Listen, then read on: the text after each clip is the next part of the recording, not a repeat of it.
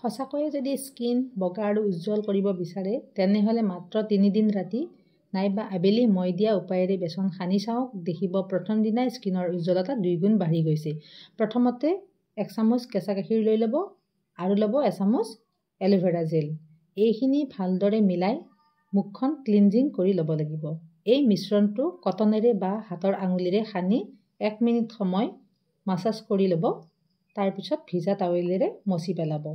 এইটো কৰিলে মুখৰ ময়লা আঁতৰি যাব, লগতে এল'ভেৰা জেলে কুলিং এফেক্ট দিব। এইবাৰ মই লৈ লৈছোঁ 2 চামুচ বেচন লৈ লৈছোঁ 1 চামুচ মৌ।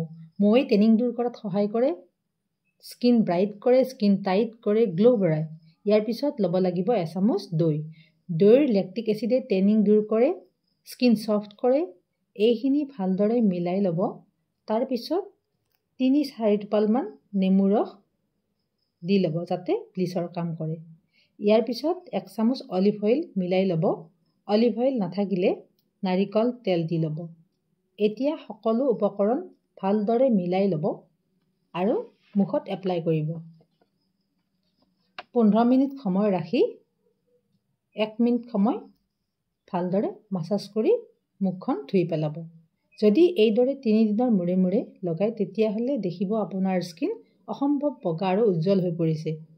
মুখৰ কলা ভাৱটো একেবাৰে নাইকিয়া হৈ গৈছে। আপোনালোকে অৱশ্যেই ট্ৰাই কৰিব। আৰু এই ভিডিঅ'টো চাই যদি ভাল লাগিছে তেতিয়াহ'লে এটা লাইক কৰিব আৰু মোৰ চেনেলটো ছাবস্ক্ৰাইব কৰিব।